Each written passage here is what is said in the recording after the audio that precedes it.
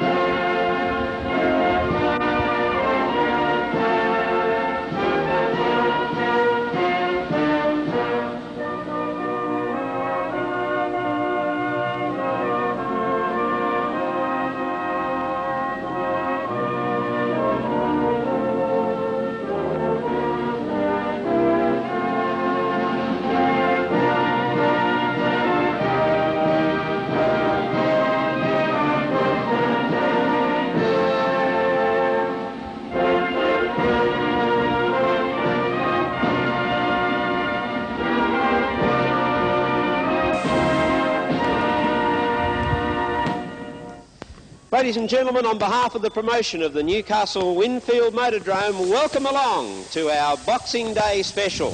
The gloves are on, actually, for a first test match tonight in the Super Sedan division between Australia and the United States. I'm Ross Allen on behalf of NBN Television. Welcome along for the first of a 3-test match series, which the first test is tonight, the second test backing up pretty quickly next Wednesday night. But right now we've got to get down to tell you who are going to represent their respective countries tonight. Starting on the far end of the Australian lineup, ladies and gentlemen, a big welcome to Bob Brewer.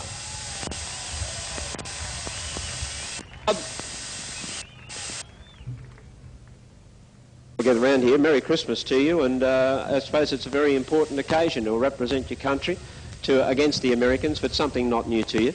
No, it is a great honour every time that I can make it, but these blokes are going to be hard to toss, but I reckon we've got a pretty good team here.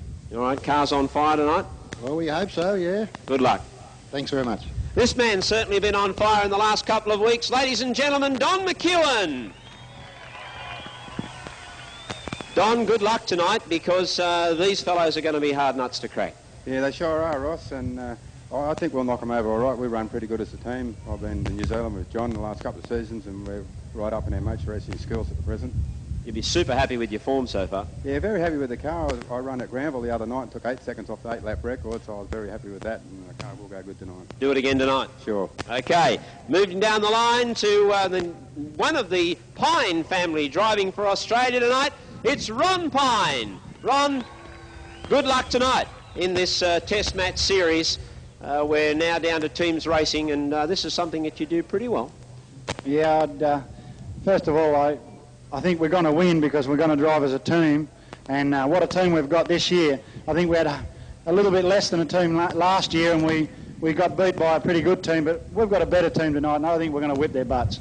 Good luck tonight, Ron. And here it is, ladies and gentlemen, the brand new car that John Pine will be driving tonight. John Pine making his debut in the new car. First of all, John, test match series, brand new car. I think the pressure's right on you tonight.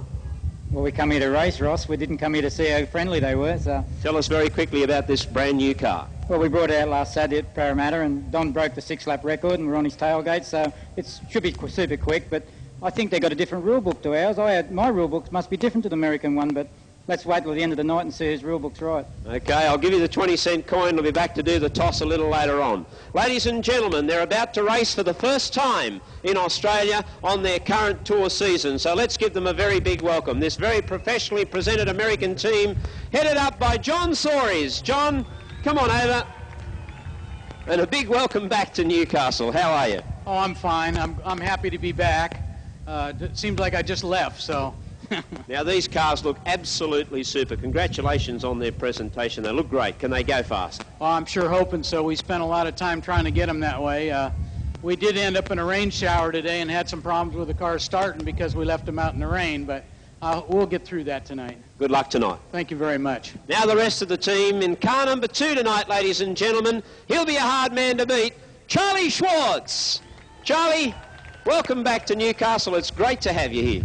We're glad to be here. Always glad to come to Newcastle because this is a racy little racetrack and always got some Australian drivers, it's always pretty racy for us, so we enjoy coming here. Bit unfortunate this afternoon that we got that wild storm that seemed to come from nowhere, but I think this track will settle down all right after a bit of early racing. It'll be good. It should build a little cushion and get the racetrack where, it's real maneuverable tonight, where the fans can see some good racing. Okay, congratulations. Thank you. Oh, congratulations. What am I doing? Good luck, I meant to say. Is that an omen tip or is it not? Ladies and gentlemen, in car number 3, a big Aussie welcome. It's his first time down under, Clint Smith. Clint, welcome to Newcastle and Australia. We had a very brief chat with you last Saturday night for the sprinters. Now it's race time. Yeah, we're looking forward to it. Been looking forward to it for about 2 weeks now. I'm just ready to go, Okay, very quickly tell the people just a little bit about yourself, where you're from in the States and what you've been doing prior to arriving in Australia. Well, as soon as I got here and everybody started calling me a Yank, it's the first time ever in my life I've been called a Yank. I'm from the South, and kind of feels different, but I'm glad to be here and hope we can put on a good show for everybody. Good luck tonight. Thank you, sir. And ladies and gentlemen, the man who just absolutely blitzed them last year, he showed us what a talented and skillful driver he is. We're going to see if he can back up that performance this year. Driving the car number 4, Scott Blumquist. Scott, welcome back to Newcastle. Boy, you've got a reputation to uphold, but I kind of think you're going to be keen to do that tonight. Well, we hope so. We come back with a good attitude, and we had a great year this year. I had the best season ever back in the States, and we won over $250,000 racing over there this year. So we're hoping to run good here tonight and uphold it. All right, now it's early season, and I know it's always just a little bit nervous when you haven't turned a wheel, but as you said, you've had a super year, and you'll be ready to really perform well in this team tonight. Yeah, the last race we ran wasn't that long ago back home, but it always takes some getting used to get back in these cars. Last year we took to it pretty quick, so I think we'll be all right tonight. We haven't got to practice any this year, and it looks pretty wet out here, so it's going to be interesting. Good luck. Thank you. Ladies and gentlemen, they're the two teams. John Soares. John, can I call you over and we'll do the toss? John Pine's got the coin. And we're going to do the all-important toss, and the drivers will make their decision a little later on how they see this track beds down. John, it's a head or a tail? We'll go for heads. Okay, heads is the call. There's the toss, and heads it is. So we'll wait a little later on to see whether you're going to take pole position. I think the two captains should shake hands. I'll shake hands with you too and wish you both the best of luck. Ladies and gentlemen, we're about to set down to an absolutely fantastic first test match tonight. NBN Television is supporting what should be a great program. Hope you had a very good Christmas Day. Boxing Day is going to be a beauty. How are you, Joel? Great, thanks, Ross, and it's great to be here, and it's good to see the weather's held off, at least for the moment, for tonight's meeting, because it's set to be a great meeting. Sponsored by NBN Television, the first test between Australia and the USA, and I don't know about anyone else, but I always look forward to the clash between these two countries here at the Motordrome. And tonight will certainly be in for a great show. The track's packed down beautifully. Credit to the track staff here at the Motordrome with that shower coming late this afternoon. Hasn't given them much time to do much with the track, but it seemed to pack down nicely, and a credit to them. But we're set for some great racing tonight, along with the Super Sedans. We have the Formula 500s as well, and they provide a lot of action here at the Motordrome, and also the street stock sedan events. In your program you'll see a pre-program program for 6:30, but because of that inclement weather we had earlier on and the track conditions, those 3 heats that were programmed for earlier on tonight will be run later on in tonight's program. But event 1 on your program first up tonight is the French Brothers Tyres Super Sedans Invitation Race 1. First event on the card, the French Brothers Tyres Super Sedan Invitation Race number 1.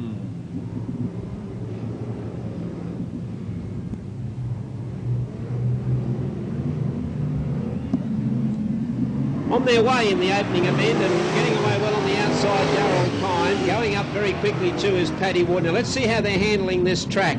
That violent storm that struck Newcastle this afternoon, playing havoc for our track staff. Desperately in the last 2 hours they have worked overtime to try and get this track into some sort of racing order. A super job they've done, really. And Darryl Pine is the race leader. Paddy Wood in second place. Now Darren Fitzpatrick has moved up into third.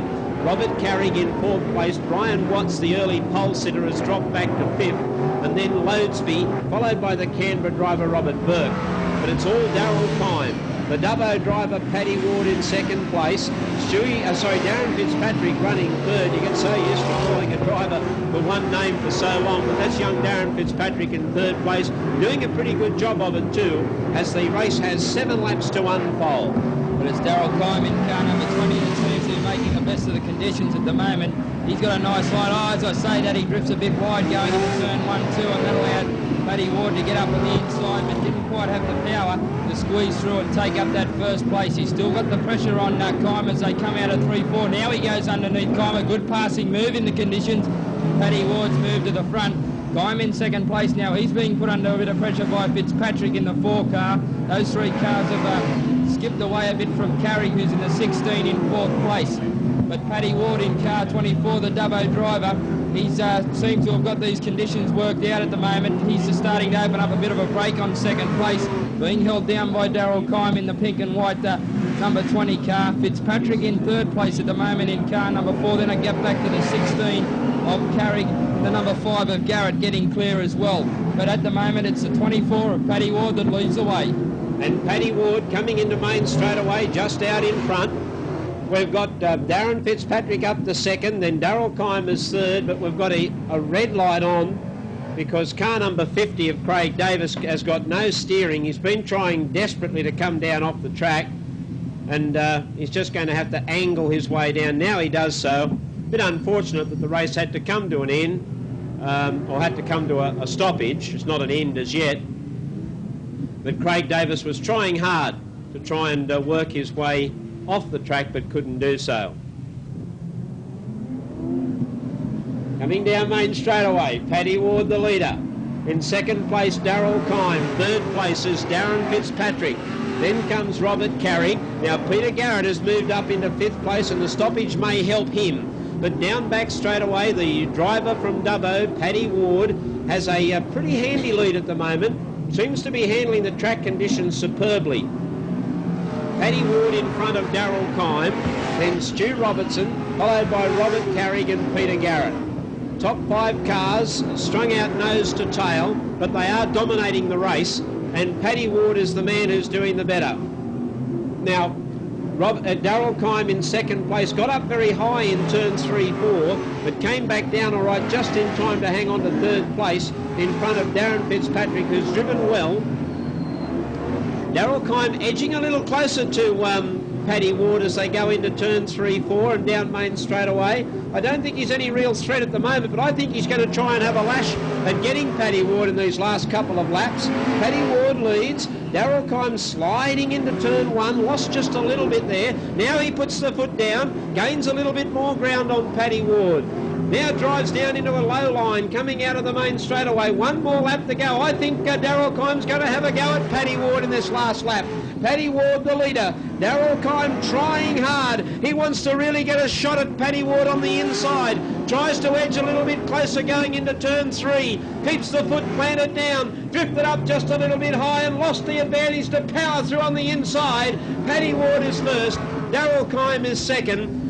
Darren Fitzpatrick 3rd, Robert Carrick is 4th, Peter Garrett came home in 5th place, then the number 10 of Brian Watts was 6th, 7th place to the ACT 5 of Robert Burke, and 8th place goes to the 36 car of Paul Cannon. No time taken because of the race stoppage, but a convincing win to the driver from Dubbo. Long way to come, so it's great to see him take a checkered flag. Ladies and gentlemen, your race winner, Paddy Ward. This is the Kawasaki Newcastle Formula 500 front markers sprint. 99 is John Knott. He has pole position. Watch these guys go. Event 2, the Kawasaki Formula 500 race, and it was the 31 car of David Baxter, a young driver, only having his first full season of racing, has shot out to the lead. And look at that break. He's opened up a gap of about 25, 30. Make that 50 metres as they come down main straightaway. He's opened up a big break. Second place, good battle.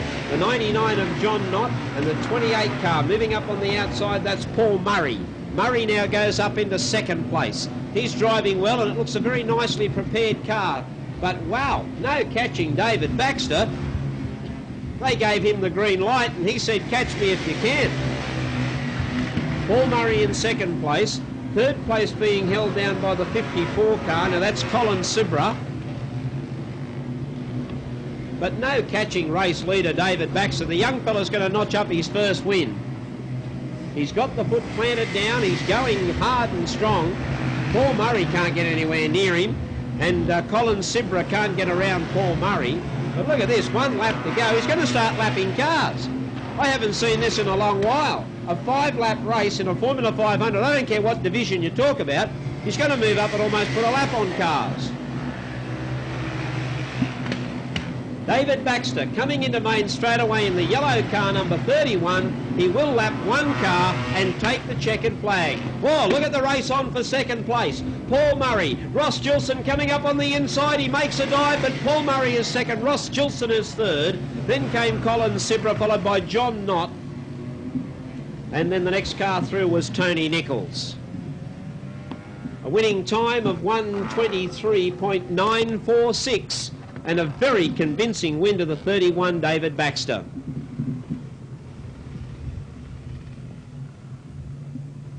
Ladies and gentlemen, stepping into the winner's circle for the first time. What about a big round of applause for David Baxter? Good on you. The Tip Top Bakeries Formula 500 rear markers sprint. These are the top guns in the Formula 500 division. These fellows know one thing only. Foot flat to the floor and go from there. If there's a gap, find it. Keep an eye on the 57 Brad Cameron and the number 1 Tony Pryor, the New South Wales champ, on the back of the pack. Untidy old start. Gee, Cameron tried to sneak up onto the second line of the grid. Almost got away with it. But the chief steward doesn't quite have that much Christmas spirit in him tonight. So he wants them in a better lineup.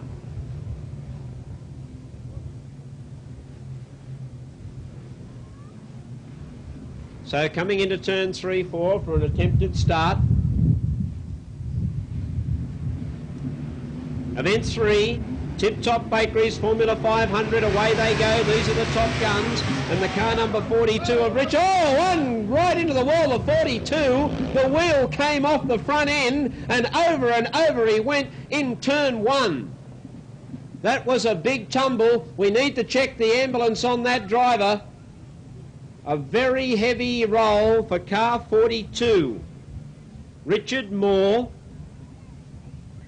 Now please keep back from that first fence. Please keep back from the wire fence. We have our officials down trackside. There's no signal for the ambulance officers. Well, that surprises me because that car went in very, very heavily. Lost the front wheel. I think it might have just dug in a little on this very tacky surface. There he is. Big round of applause for Richard. He's okay. Into turn 3-4, about to approach the acceleration zone. Set for a start. Set for a complete restart. Getting away well, Chris Alcorn on the front of the grid. Here's a driver in car 22, Brian Thorley, looking for the high line. Couldn't quite get it there because Burrows moved up just in front of him. Chris Alcorn is the leader. In second place is Ken Threadgate. Third place at the moment, the 36 car of Morris, then Ian Burrows.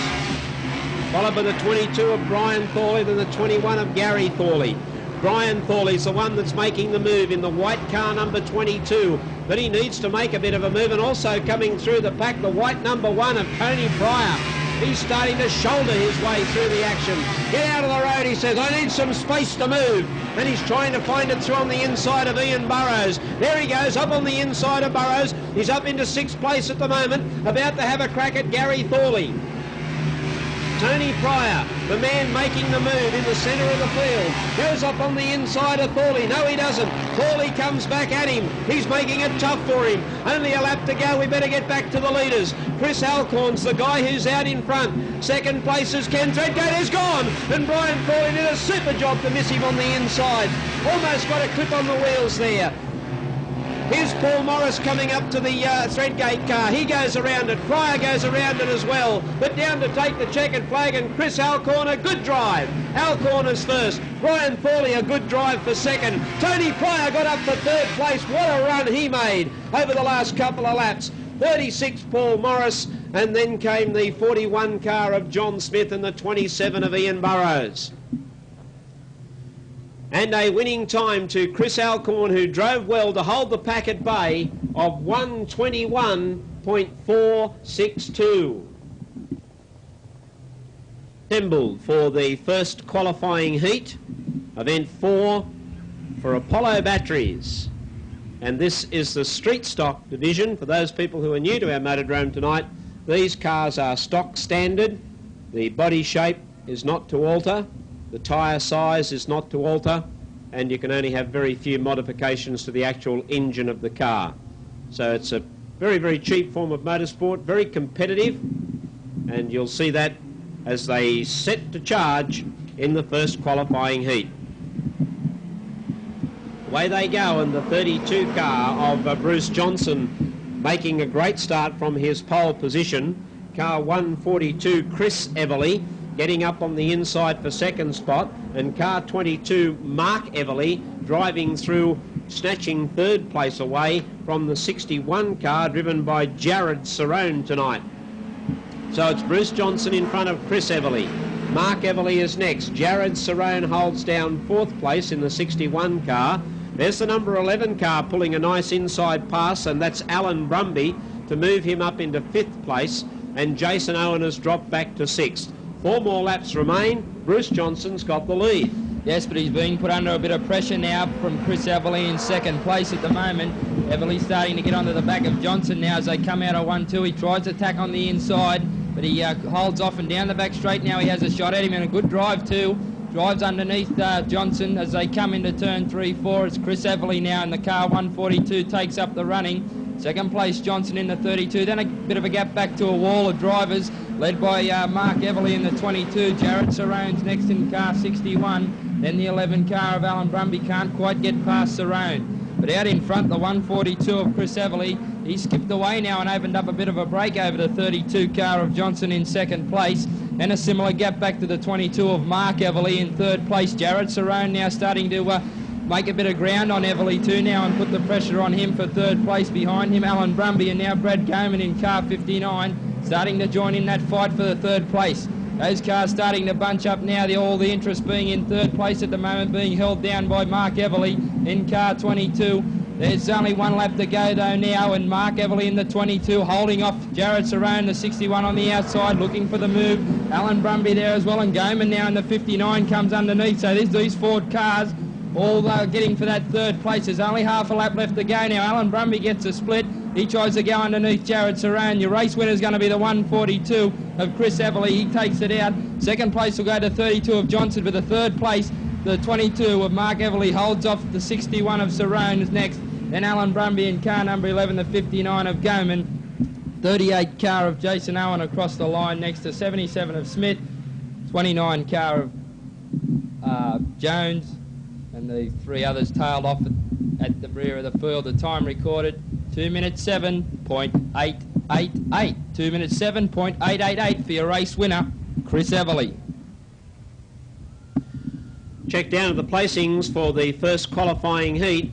And a big round of applause as he steps into the winner's circle for the 142 car of Chris Everly. All set for the second qualifying heat. These are the events that we tried to run as a pre-program, and this is the second of those heats. Fairly steady start, and away they go. The 104 of Darren Williams on the inside, but Murray going quickly on the outside. pounded on the lead, and he goes into the lead, clearly 10-15 metres on Williams in second place. Hopwood running third. Harris is settling down fourth. Morris is also just taking his time at the moment in fifth place. Sixth spot being held down by Weaver. Seventh is Edmonds. Eighth is Flack. On the outside, ninth is Green, and 10th is Steve West. Well, Bruce Murray at the moment in car number 43 is showing the way. Make that Ken Murray. Bruce drives the hot rods. This is Ken in the street stocks, and Ken Murray is the race leader. But Peter Hopwood's the immediate danger. He's parked right on his bumper. Then comes Williams, but he's a gap back because these two leaders are starting to really move away from the rest of the pack and settle down to a very interesting car race between the pair. Ken Murray in the lead, but Peter Hopwood sneaking up on the inside. Got a little untidy there as he came out of turn 4 and lost a lot of ground on Ken Murray. He'd done all the hard work and now he's thrown it away.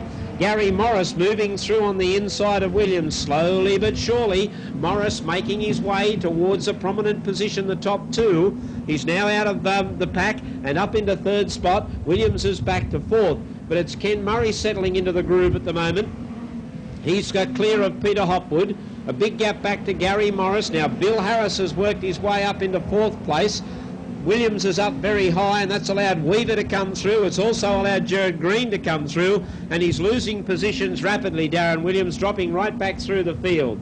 Ken Murray now under pressure from Hopwood. Bang! They got a touch coming into that corner. Hopwood saw a gap. He tried to drive through in the gap. It then closed, and he's lost second place to Gary Morris. Just a bit of bad luck. He tried to make a move at the wrong time. And Ken Murray is going to come down and take the check. 43, Ken Murray comes down as the winner. Close to second, 26, Gary Morris just hangs on from 70, Peter Hopwood, 94, Harris, 5, Gerard Green, the 60 of Weaver, 54 of Edmonds, 34, West, and 41 of Marculin. Sorry, 41 is Paul Flack. Time 2 minutes 9.250, and the winner of the second qualifying heat for the street stock sedans, 43, Ken Murray. Third and final qualifying heat in the street stock sedan division, and the 88 Villas and 33 Brad Osmond on the front line of the grid. 97 Darren Scott, 12 Matthew Taylor, 81 is David Cerrone, 67 Paul Yee. They're the top half dozen cars.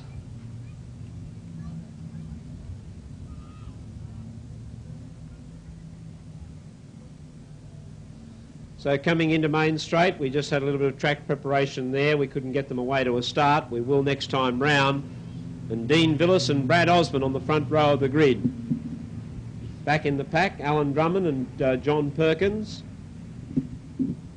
A couple of good goers here in this race. Brad Osmond on the front of the grid. The 12 of Matthew Taylor goes very quickly. Now, there'll be a couple of drivers who'll be prominent, particularly because of their good draw at the start of the race. Set to go for the third qualifying heat in the street stock sedans. Very good start too, with Osmond on the outside, Villas on the inside. They fight for the first corner. Osmond's got the better of the power. Up on the outside he goes and grabs the lead. Matthew Taylor dives down on the inside, and Taylor goes up into second place. Villas tries to come back at them, but it's Osmond and Taylor who have taken the lead away. Taylor gets a little bit of a bump on the Osmond car. He's holding on to second spot. Third place is Dean Villas, and Villas is trying to fight back at them. These top three cars, they're going to have a terrific race. Osmond, Taylor and Villas as they come into Main straight away, and the number 12 car of Matthew Taylor is going to cop a caution for his troubles.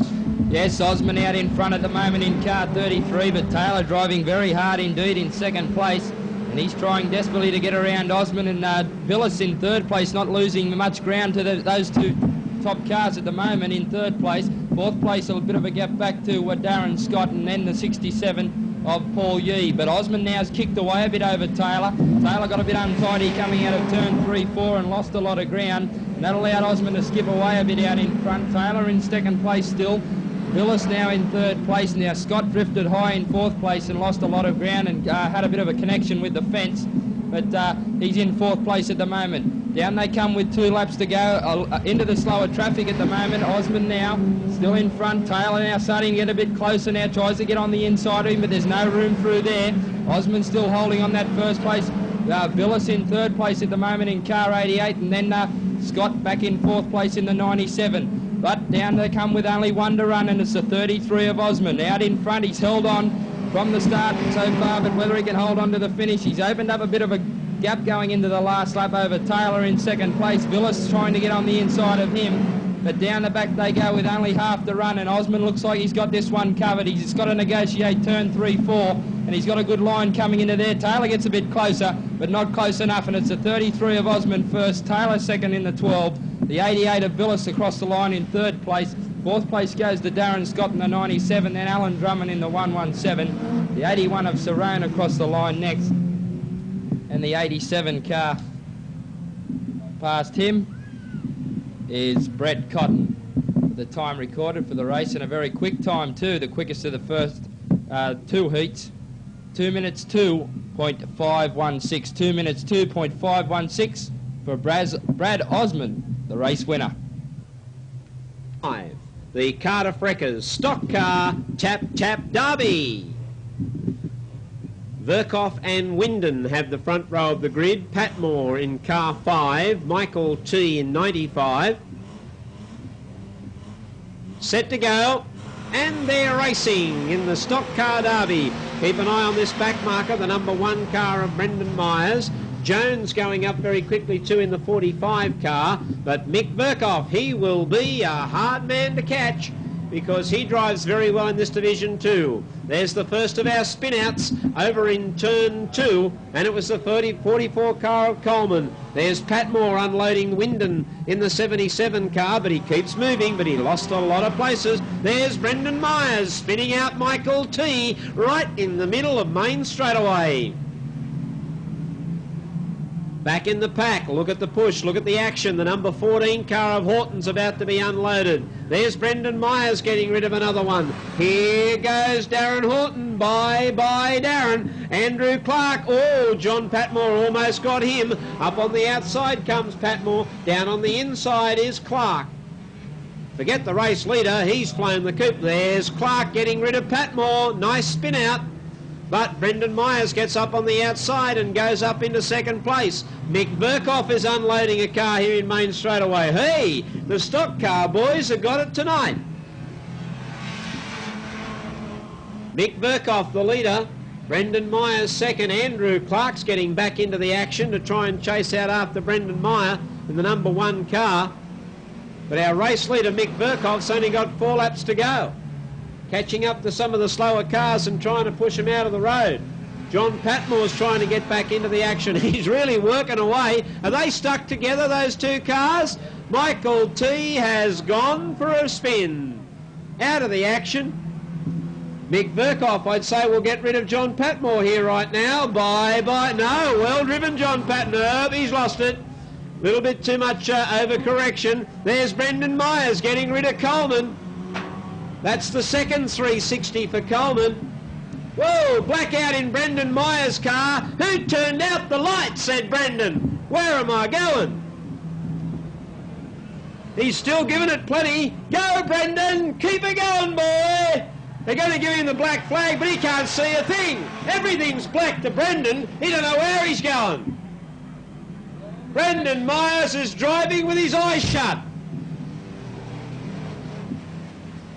The leader is the number 2 car of Verkoff, but look at this guy, Brendan Myers, the hood's up, it's right across the front of the car. How the heck can he see? He can't see anything. How are we going to tell him the race is over? Wow, on the outside, he's into the concrete wall. I think the lights are starting to go out now. but it's checkered flag time, and the 2 of Mick Verkoff. What about this guy, Brendan Myers, second? Third place to the number 4 of Andrew Clark. Woo! Brendan Myers, he now puts the Gregory Street Directory away because he found his way home. The number 2 car of Mick Verkoff is the winner of the very exciting stock car, Tap Tap Derby, and his winning time, 2:55.999. Engineering Super Sedan second race. Peter Garrett on the inside and Paul Cannon on the outside. In car 36, 5 is Robert Burke all the way up from Canberra. 27 is Gary Myers. 4, Darren Fitzpatrick. 23 is Lynn Ward.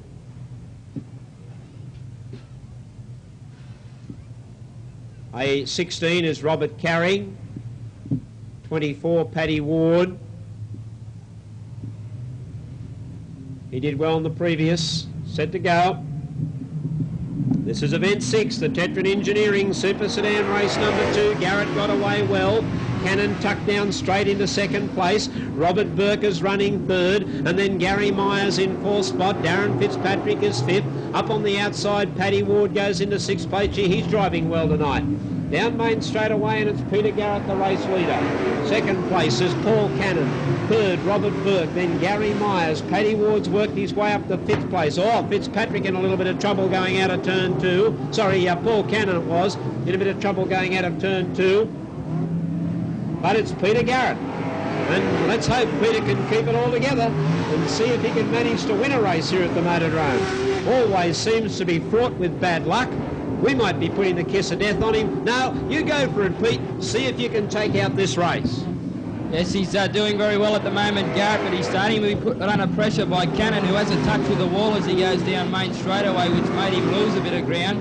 Third place at the moment being battled out by the ACT5 of Robert Burke and Paddy Ward, the previous heat winner.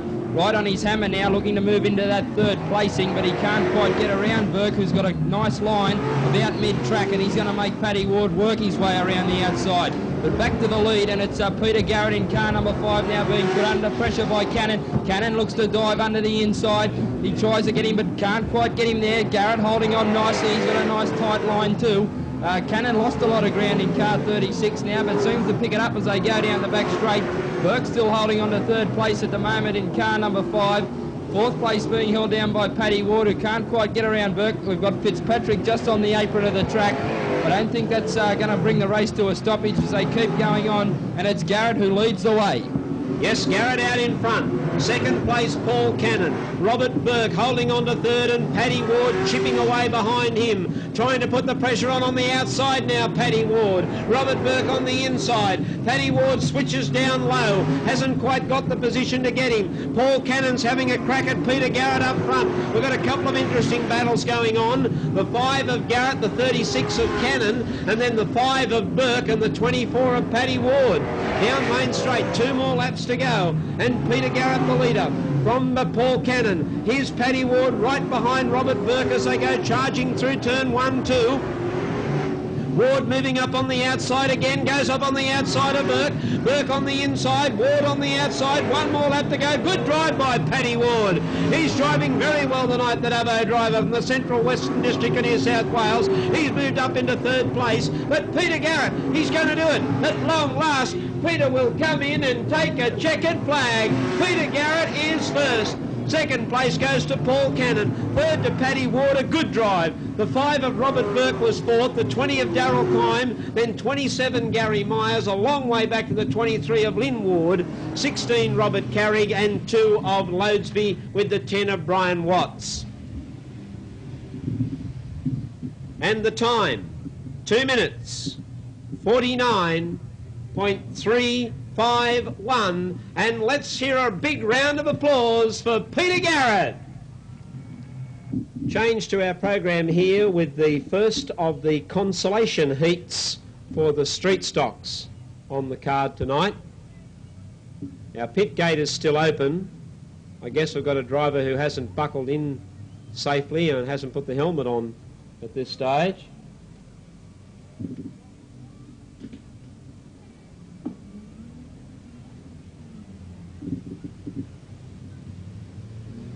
So let's spot the cars for you. The 34 of Steve West on the front row of the grid, with the 81 car of David Cerrone. Now, important in this consolation because 3 of these drivers will go into the final. So they're not racing just for the fact that it's a race on the card, just to give them something to do. The top 3 cars will qualify for the final, so you're not kidding when you say it's going to be on here. Watch out for some fun and games in this race. Steve West, David Cerrone, John Weaver, the top 3 cars. Now Steve West, what's he doing? No, he's slowed down. He's given everybody a little bit of a split up. I think he's trying to adopt a little bit of tactics before they get underway. Now the lights start to flash. We're set for a start.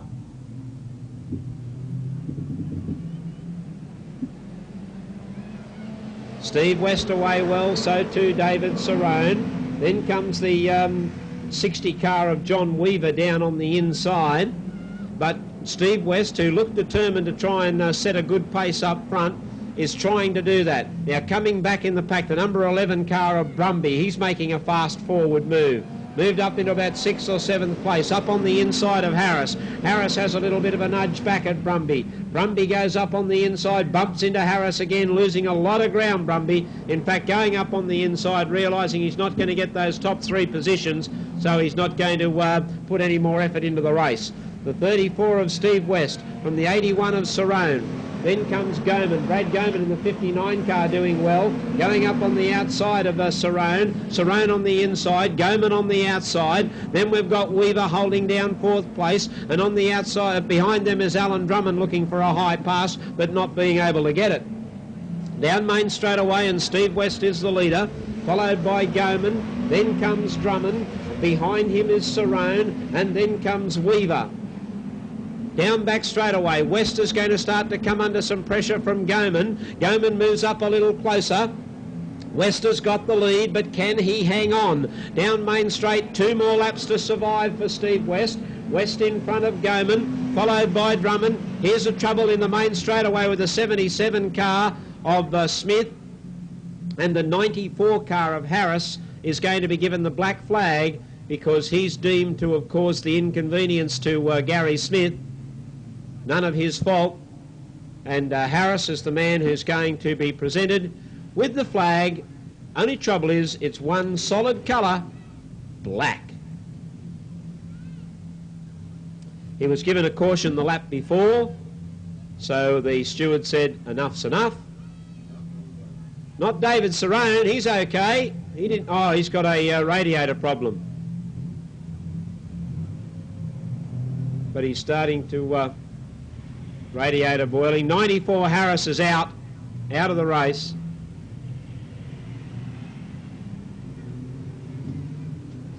So cars regrouping. 3 cars will go through to the final. And at this stage, it's Steve West, Brad Goman, Alan Drummond, and John Weaver. They're the top 4 at the moment. Weaver is the man in the hot spot. He's got to try and get that 3rd place away from Drummond. Only 3 laps to run.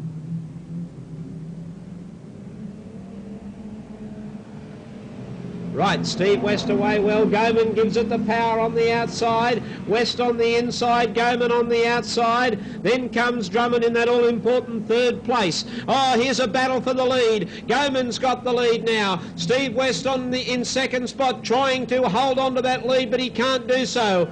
Goman's the leader. West moves up on the outside. Drummond's running 3rd. Look at him make the charge for 3rd spot. Gerard Green, John Weaver, Darren Scott and Brett Cotton. Back to the lead. Goman on the inside. Steve West on the outside. Only 3 spots to go into the final. It's going to be close. West gets up on the outside to take the lead. Goman running second. Drummond is third. Up on the inside goes Gerard Green. He got through into 3rd place. He's come from absolutely nowhere, Gerard Green. Super drive to get through to 3rd. And Steve West has fought back to grab the lead. Here comes the checkered flag. Steve West is first. Brad Goman is second, Gerard Green is third, Alan Drummond just misses out, so too does John Weaver and Darren Scott.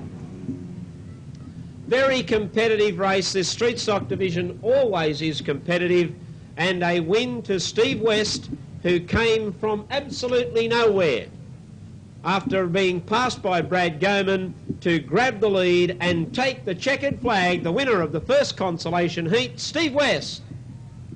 Street stock sedans.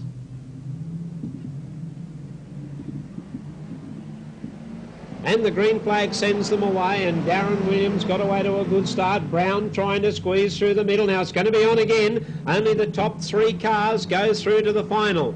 Williams is the leader at the moment, followed by Brown. Another car coming, Brooks. Brooks it is in 2nd place. Then the car coming through, I was looking at that point of time, was Brumby. He's worked up into 3rd. McGregor is back to 4th.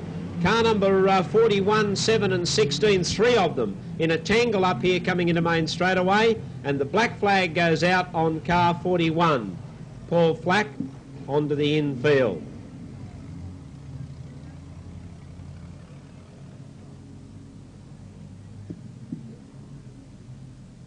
So Brooks will come back and pick up a prominent position.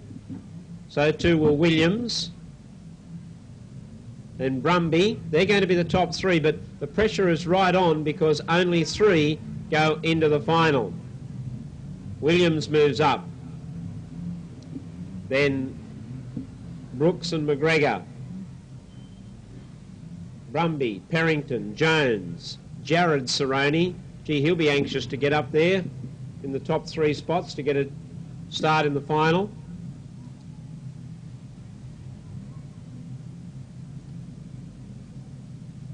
Williams and Cotton. I'm not quite sure how Cotton got onto the front row of the grid, but he has. Probably because of the withdrawal of couple of the cars ahead of him, which would allow him to sneak up a couple of places.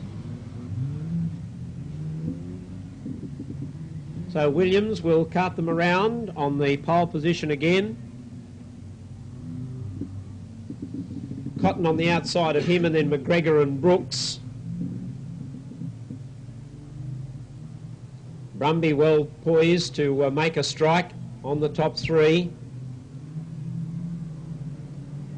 Into main straight, and Williams away well, getting up on the inside. McGregor. Cotton was a little slow to get away and has dropped back to 3rd place.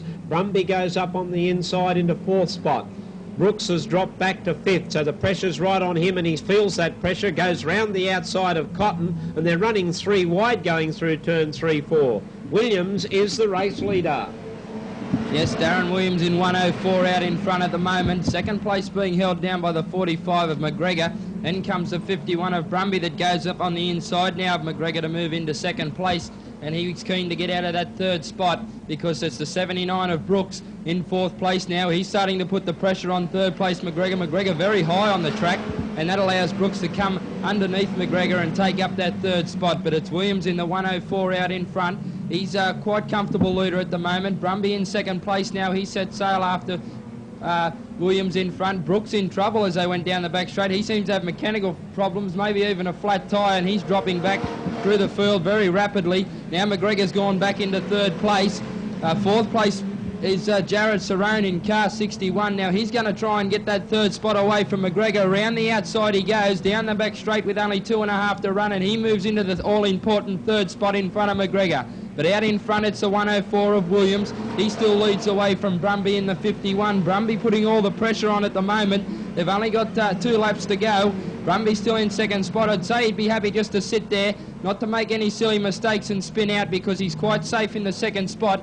Jared Cerrone in third place in the 61. Then comes the 45 McGregor. Only one lap to go for the race leader, the 104 of Darren Williams.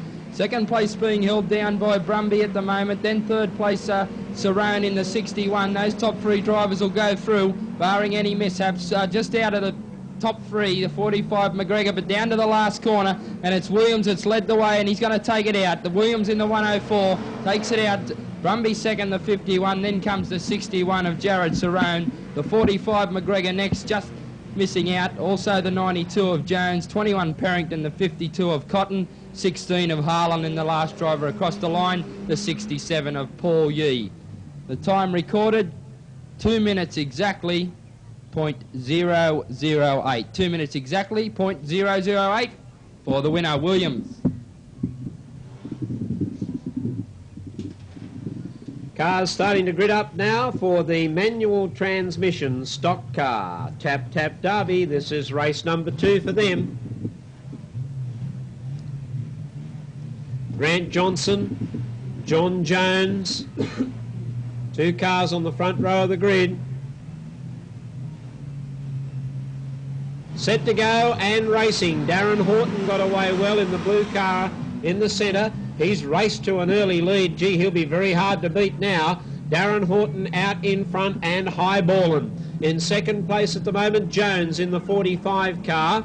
Up high on the track is Wyndon. He's looking for second spot. Oh, out very wide though. Almost got a fence connection. Got a fright. Went down on the track.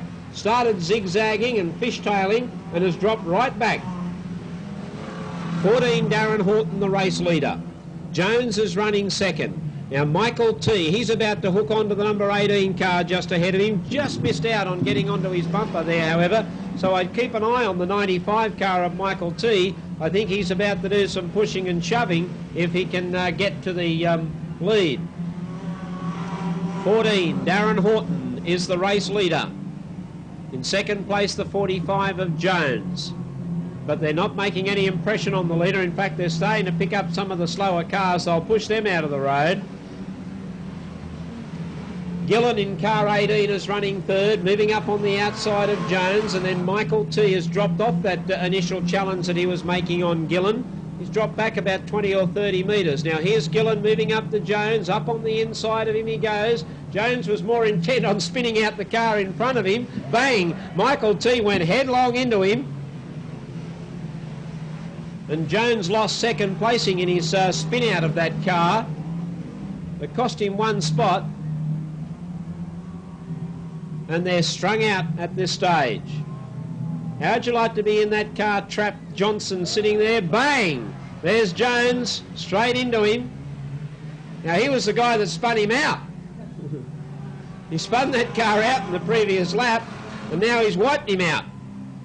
Going to make sure he gets him. Coming into main straightaway, our blue car number 14 is the race leader, Darren Horton. Then we've got the 18 car of Gillen. He's running second. In third place would be the 4 of Andrew Clark, and fourth place would be the 2 of Mick Burkhoff. And there's Wyndon. We've got a traffic jam down here. There's Horton going through on the inside. Look out, guys! All slowly but surely making their way through.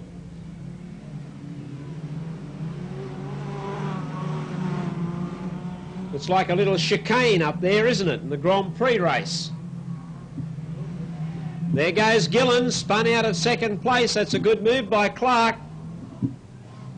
So Darren Horton will come down and take the checkered flag. Horton is first. Second place goes to the 4 of Andrew Clark. And third place goes to the 2 of Mick Burkhoff.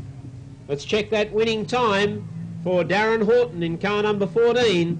2 minutes, 53.470. Are you ready, you Aussie fans? Are you ready, you American fans? We're set to go racing in the NBN Television Super Sedan Test number 1. On the track, number 1, John Saws for the United States. And number 4, Scott Blumquist. The Americans trying their best to get 3 cars going. The story with the American team is that one of the cars has thrown a tail shaft straight into the gearbox, and it's jammed in the gearbox. So they're going to actually build 1 car out of the 2. So they will have 3 cars for racing action. Cars 1, 4 and 3. The Charlie Schwartz car is going to be dispensed with, and all the parts from it are going to be put into the number 3 car. So real problems for the American team before the first heat is run. Bob Brewer comes onto the track for Australia, and we're all set.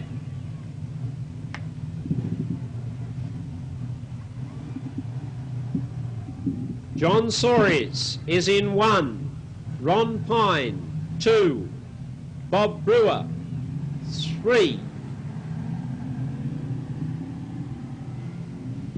So stand by. I've just been advised by the officials that Charlie Schwartz will drive the number 1 car all night. So Charlie Schwartz and Scott Blumquist are the 2 drivers out there at the moment. Stand by. The test match is about to erupt. And on the outside, Ron Pine race to the lead. Look at Blumquist go up on the inside, and he kept it together. He spun out in front of Ron Pine. Ron Pine got going again, and in turn 1, 2, it's on. Did you see Scott Blumquist go into that corner? And he didn't lose it either. He did not lose it. He just barreled into that corner. And Ron Pine, to his credit, came back at him. And a caution flag to everyone. Caution flag to the whole 4 cars. Ron Pine a caution. Bob Brewer is a caution. Charlie Schwartz is a caution, and Scott Blumquist a caution. All drivers have been cautioned. Wow. Let's go again. Ron Pine going up into his position, a complete restart. And this is only the first heat. Have a go at how this Scott Blumquist handles this car. So stand by for an attempted restart. The very first heat of the first Super Sedan test. Away they go again. Ron Pine. On the outside goes Scott Blumquist. Pine is up very high. Blumquist is right behind him. These 2 will settle down to fight it out. Ron Pine, Scott Blumquist. Look at the American come up on the inside of Pine. Got the touch on him. Oh, Pine, he kept it together. Good driving by Pine. Blumquist is throwing everything at him. Bob Brewer's up into 3rd place. Blumquist is trying to get hold of Ron Pine. He's got to get him if he possibly can. The Australians have got a 4-2 at the moment. Ron Pine and Scott Blumquist. Look at them go into turn 1, 2. Blumquist on the outside. Ron Pine sold out. Blumquist goes into the back end of him. Piney's off onto the track. The red light is on.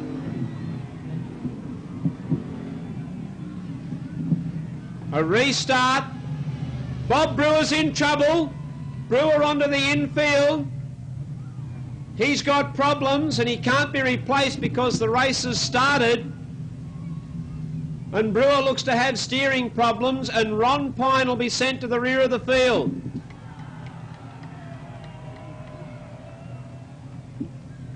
The steward has believed that Ron Pine had sold out in front of Blumquist, that he was gone. And Blumquist simply said, "See you later." In fact, he said that in his description, he had gone sideways and was not making forward momentum. In fact, it would go down the rule book as balking because he'd lost that forward momentum. So the steward right on the spot. Now Schwartz is on the infield. Have we only got 2 left here? Bob Brewer's on the infield. Charlie Schwartz is on the infield. Ron Pine to the rear of the field. Here's Bob Brewer. Bobby is back. Good on you, Bob. We've got 2-1 here at the moment. But no, Charlie Schwartz is sneaking out the back straight away.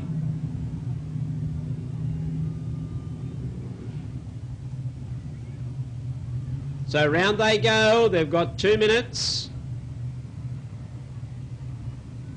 We've got Blumquist and Schwartz and Brewer.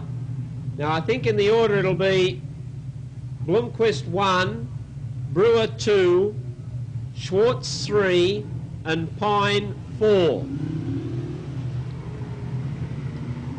So on the track the Americans have got 4-2. Now, that's not going to be right, I don't think, unless Bob Brewer, I think Brewer was running third, wasn't he? So he's got to go up in front of Schwartz and Pine's got to go to the rear. We've got to move Bob Brewer up into 2. Now he's coming up.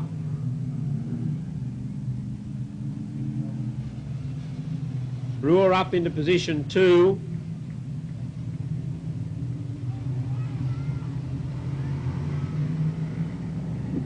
Bob's got the message now that he's up in 2. Now Blumquist, I wonder will he try, I think he'll try and kill the 3 points. I don't think he'll do anything to help Schwartz. There's only 2 laps to go, so I think he'll just kill the 3 points and just hope that Schwartz can get 1. Set. Away they go. Blumquist on the inside, Brewer on the outside. Blumquist is up too high, Brewer's got him. Schwartz has gone out of the action. Blumquist on the outside, Brewer on the inside. Brewer got the better of him. Blumquist tries to come back on the inside. Oh, look at this. It's great racing. Brewer and Blumquist. Blumquist on the inside of Brewer. Brewer got the push. Ron Pine came through on the inside. Blumquist on the outside. Oh, gee.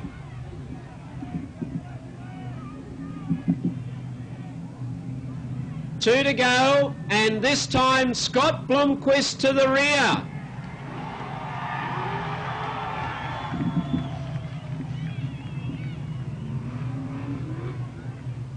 Ron Pine is giving an indication that there was some tapping going on. The steward doesn't need any assistance. He's made his decision. He knows what he's on about. So now, 2 Australians versus 1 American.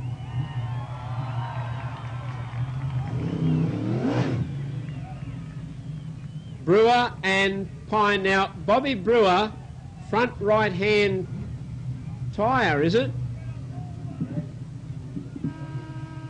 Something dragging underneath the car. 2 minutes on the Brewer car. Otherwise, we've got Pine versus Blumquist, and would you believe this is heat 1?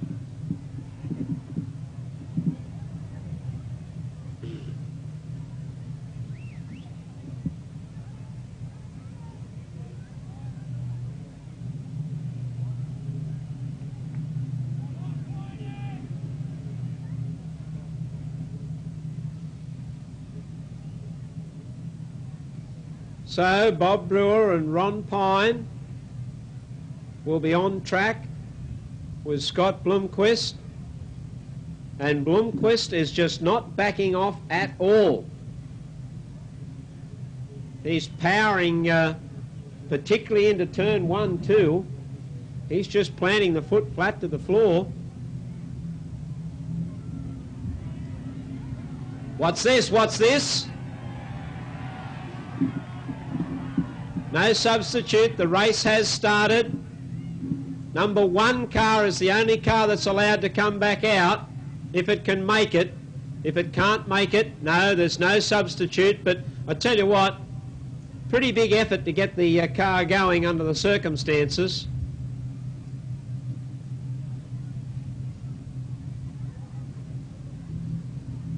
"30 seconds remaining on the Brewer car and the Schwartz car.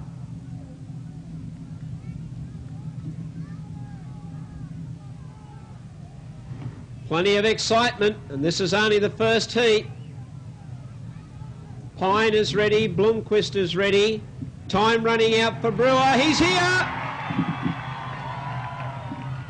Brewer is here, he's on the track.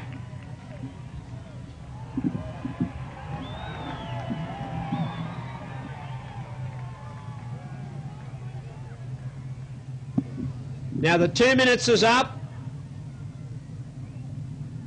on the timer.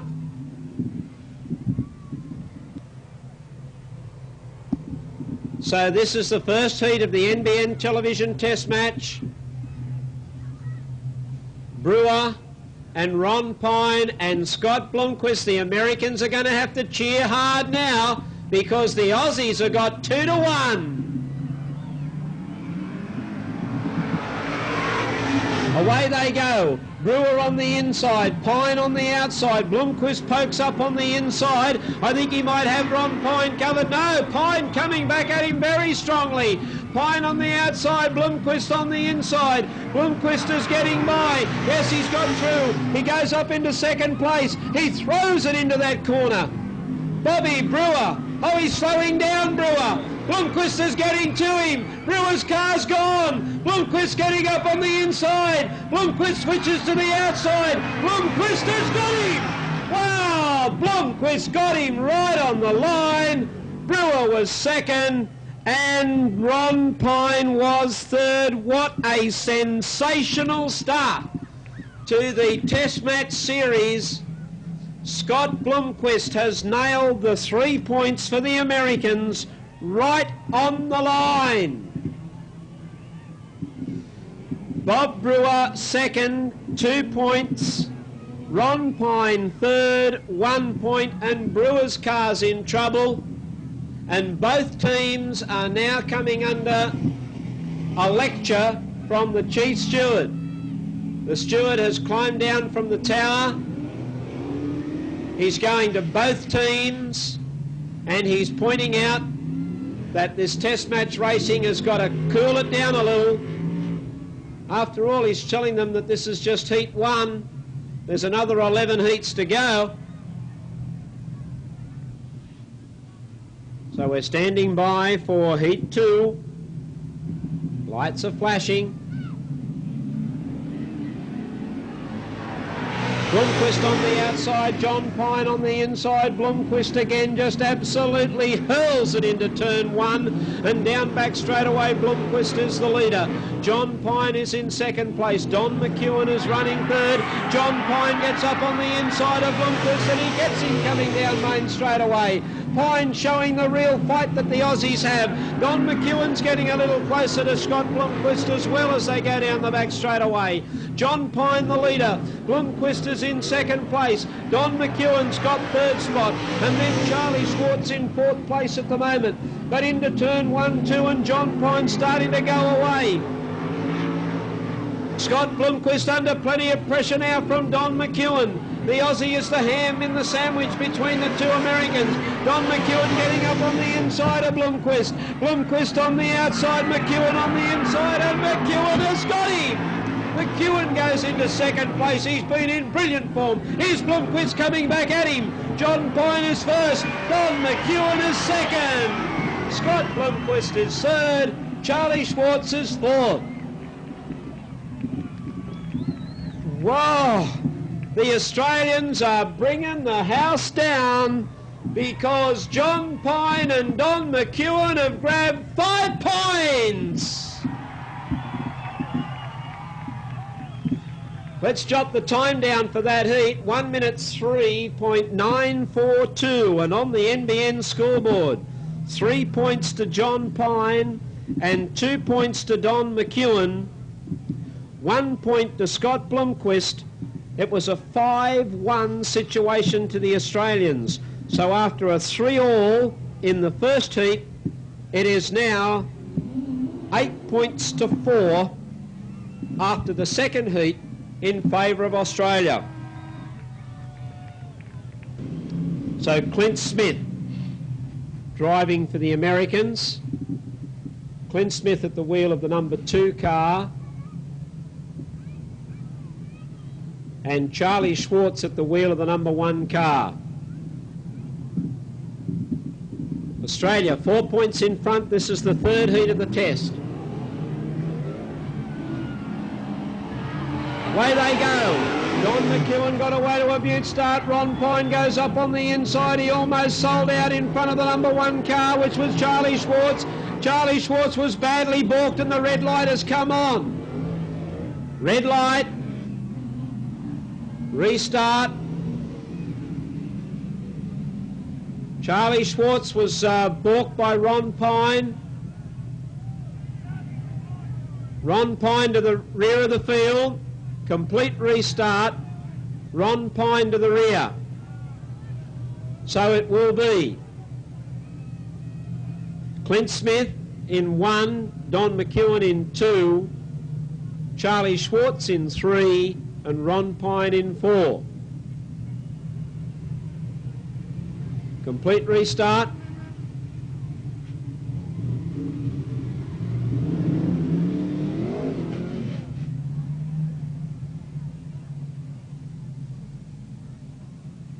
So Charlie Schwartz's car's on the infield. It looks like 2 Australians to 1 American. They're taking the bonnet off the car. Wow! No start. Don McEwen and Clint Smith on the front row. Ron Pine is to be behind them. Now Smith moves up. Gee, a lot of pressure on here for a guy having his first drive.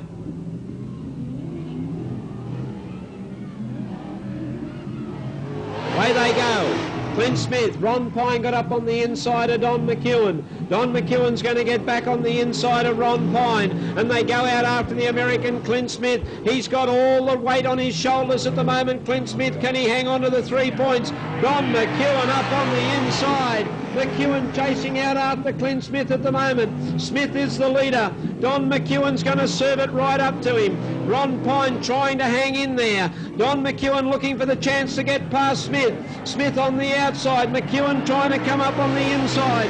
Smith still coming back on the outside. There's sparks pouring out from underneath that car. He's in trouble, Clint Smith. He's doing a big job here because there's sparks pouring out of the back of that car. Now Don McEwen goes up on the inside. On the outside it's Smith. On the inside it's McEwen. McEwen's got the lead. Smith back to 2nd place now. And then in 3rd place, Ron Pine. Clint Smith's not going to give in, but Don McEwen's going to take the lead. And Don McEwen, oh, he's lost it. Clint Smith up on the inside, and Smith got there. Don McEwen 2nd, Ron Pine 3rd. And Don McEwen into the concrete wall and may have bent up some steering on his car. Oh, the Americans lucky to get away with a 3-all situation there. And for America, the win has gone to Clint Smith, and that will certainly make him happy. 2 points to Don McEwen, 1 point to Ron Pine. The time, 1 minute 5.756. Australia 11, lead the United States 7.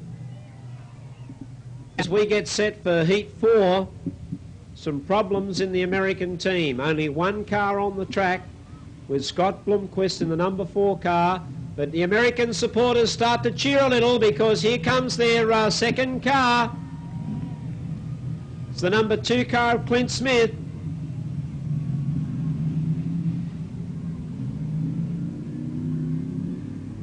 Ron Pine for Australia. Scott Blumquist for the United States on the front row of the grid. Clint Smith and John Pine on the 2nd row.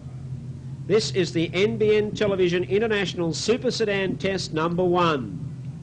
This is the 4th heat. Away they go, Blumquist on the outside, Ron Pine on the inside. John Pine's looking for room as well. Up on the outside of Ron Pine he goes, but Scott Blumquist has got them covered. John Pine hanging on to second spot. Ron Pine comes up on the inside of John Pine, and John Pine now elects to sit down in third place and keep Clint Smith out of the action. Scott Blumquist the race leader. Ron Pine got up very high on the track. John Pine is content not to do anything about that. He's just going to kill the 3 points now and make sure that Clint Smith doesn't get up to get a chance to get that third point away. So the Australians are just effectively killing this heat. It's a 3-all situation. Scott Blumquist is really finding his legs. He's raced out front. Ron Pine is second. John Pine is driving a definite covering race in third place. He's not trying to get past Ron Pine at any stage. He's just going to cover him on the inside. No need to pressure. Scott Blumquist comes home for the 3 points. Ron Pine will get second place. John Pine did well to cover in third. And then fourth place goes to Clint Smith. The time for that heat, 1 minute 3.369, is a new 4-lap record to Scott Blumquist. Scott Blumquist picks up 3 points. 2 points went to Ron Pine. 1 point went to John Pine. So 3-all from that heat, and still 4 points the difference. Australia 14, leading the United States 10. The Americans in serious trouble at the moment as we face Heat 5.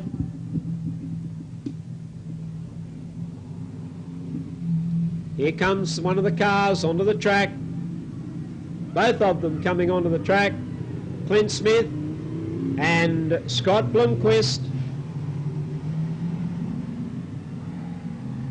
Can definitely see Charlie Schwartz and John Soares. They're both standing on the infield, so it is Smith and Blumquist racing for the United States. Pressure will be starting to tell.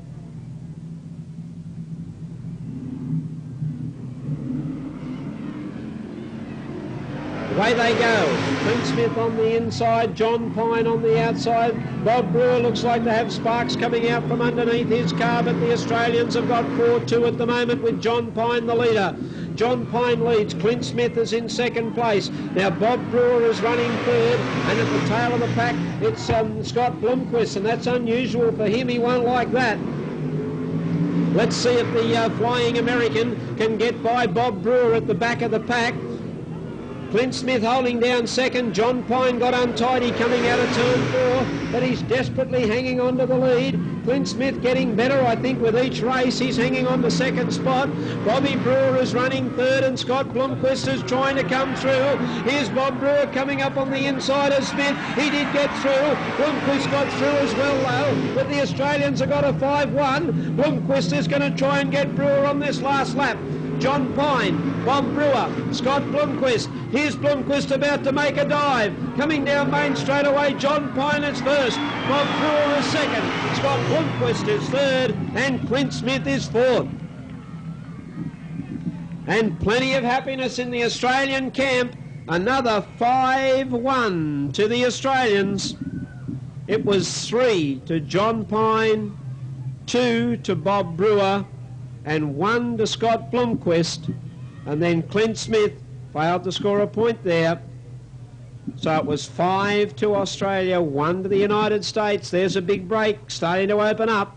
Australia 19, USA 11.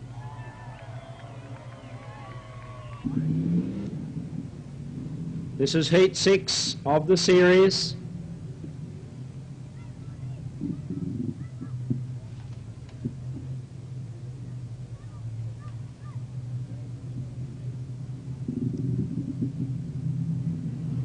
Coming into main straight away, Heat 6 of the series, and away they go to a beautiful start. On the inside, John Pine, Scott Blumquist giving it a bootful on the outside.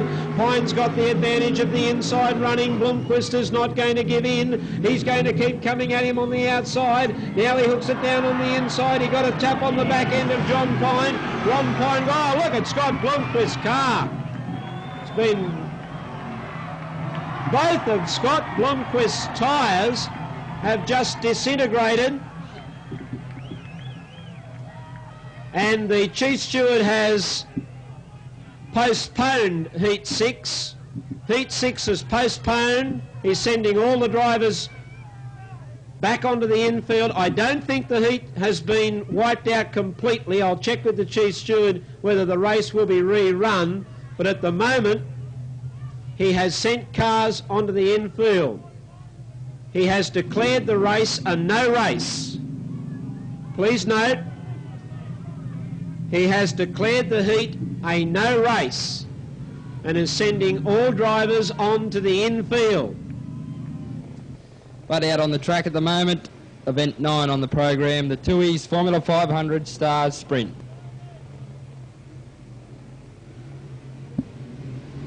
Chief Steward just having a word with all the drivers, no doubt laying down the law. There's the green flag. The 21 car skips away to the front, and that's Gary Thorley. He made the best of the start. Roy Earpeth in second place in car number 62, quickly moves up on the outside of Thorley, but Thorley's got a bit too much pace as they come out of turn 3-4 for the first time. But on the inside comes Earpeth, tries to fight back at him. A good drive by Earpeth so far, but Thorley's not going to give in. Gary Thorley on the outside, Roy Earpeth on the inside.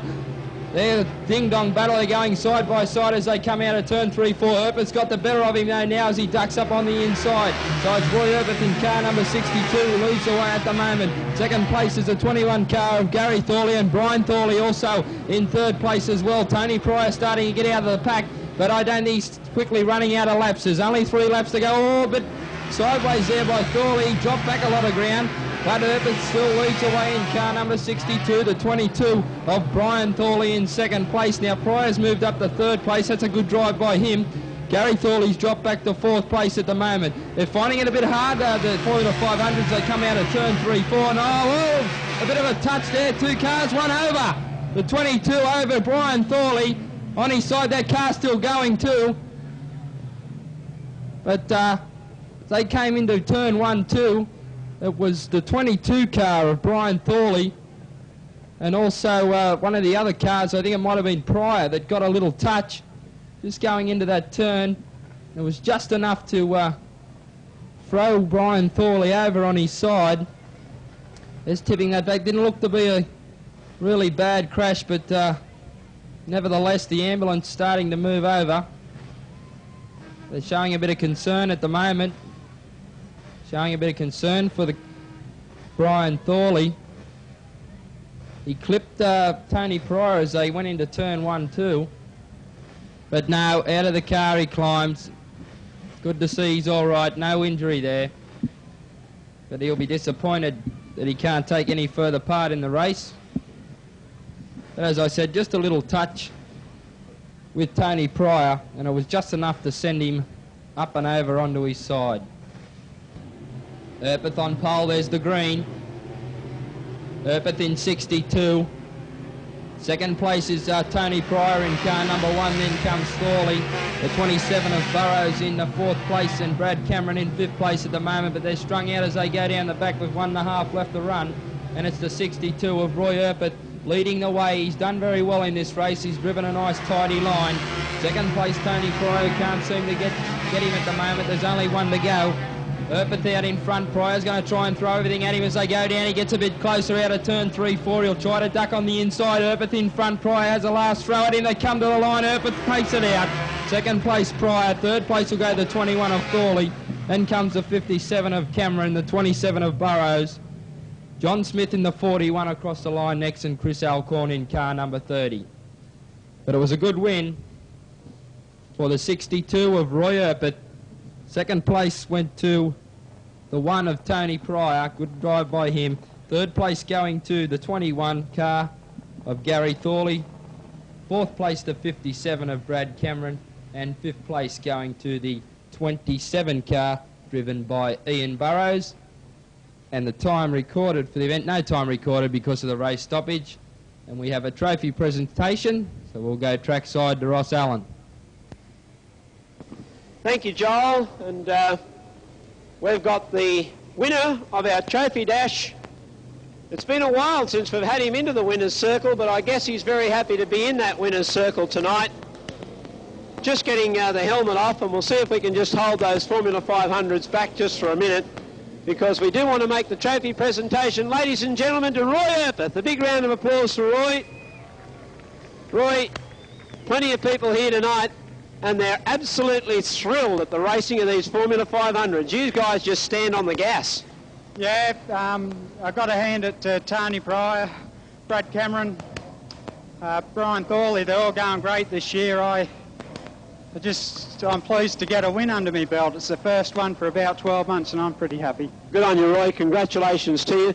Just a quick chat with John Pine. Ladies and gentlemen, got the Australian captain here, and I saw a bit of a gathering of drivers over there. Is the law being laid down, John? What's the story? Well, the Chief Steward just told us if we don't want to play the game, we'll go home. So I think we've got to go racing. So just everybody go out there and do the right thing. There's a little hole in the track, but you know, you've got to miss that. We're all drivers now, and we've got to do the right thing out there. OK, quickly a run through on the Australian cars. Well, your car, all right? Yeah, nothing wrong, Ross. Okay. It's going quite well tonight. Ron Pine? Yeah, he said his is right. He's just having a bit of a mixed fortune there, changing a few things, but I don't know if he's got the right track yet. But right. Bobby Brewer? Broke a brake floater, and Donnie just hit the rut and caved the front end in, but he's fixed that, so I'll have a spell. They can go out and replace me. I think I've run out of fuel. You got a handy lead at this stage. We want it, right.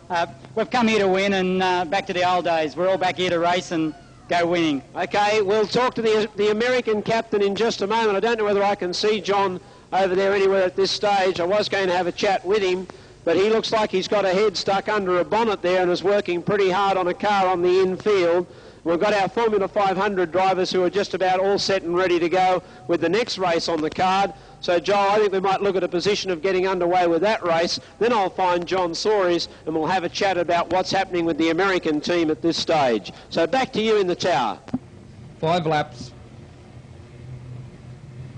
Looking set now, the yellow lights flashing.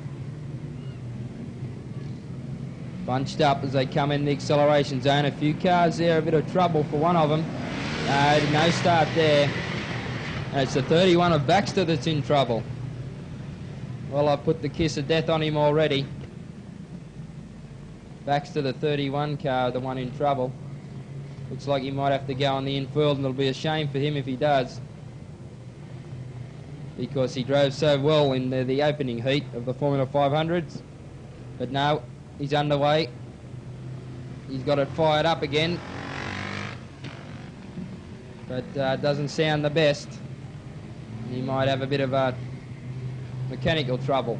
Baxter, but he'll rejoin the pack. And don't forget, Wednesday night here at the Motordrome, we have the USA versus Australia's second super test. And if tonight's anything to go by, it should be a ripper. Also, we have a double header that night, the Demolition Derby, the $3,000 worth of prize money. So if you've got an old bomb down the back that's just gathering grass and dirt and garbage, get it out and get it running, because there's $1,500 to the last car running, $1,000 to the second last car running, and $500 to the best demolisher. And tonight's the last chance for you to pick up entry forms for that. Pop up to the control tower and we'll fix you up. But the yellow light's flashing now, getting set for a start. Still getting a bit punched up, a few of them a bit keen to go.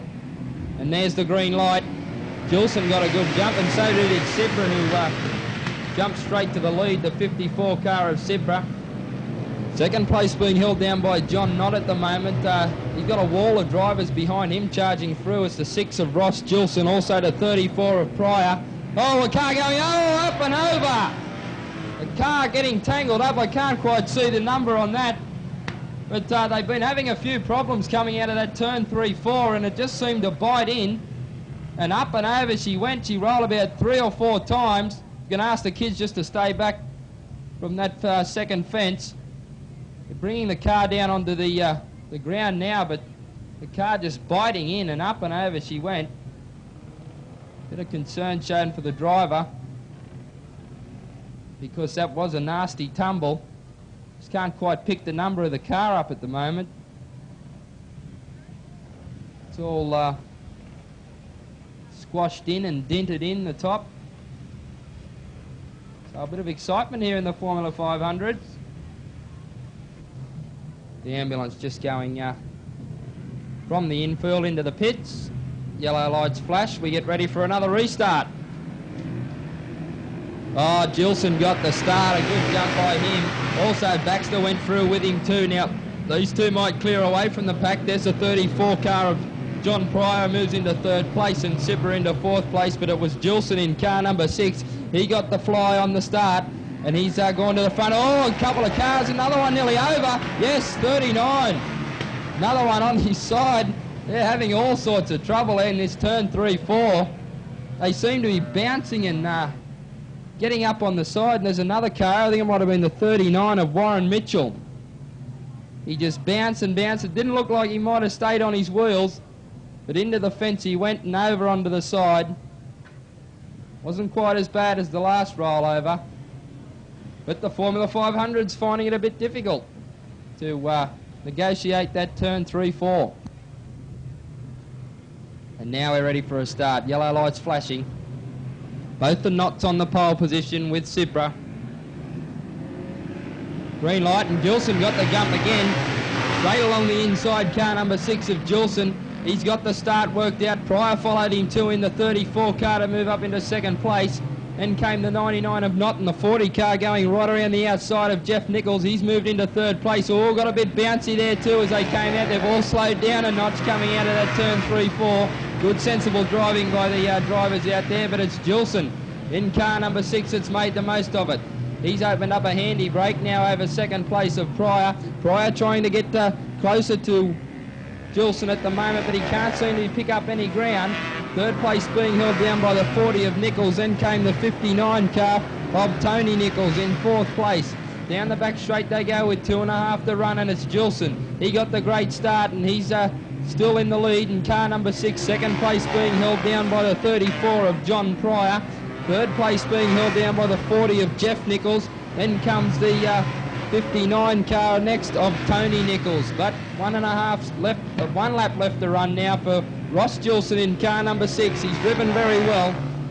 Second place being held down by Pryor in the 34. Then comes the 40 of Jeff Nichols, and the 59 car next is Tony Nichols. But down under the timer and out of turn 3-4 comes the race winner.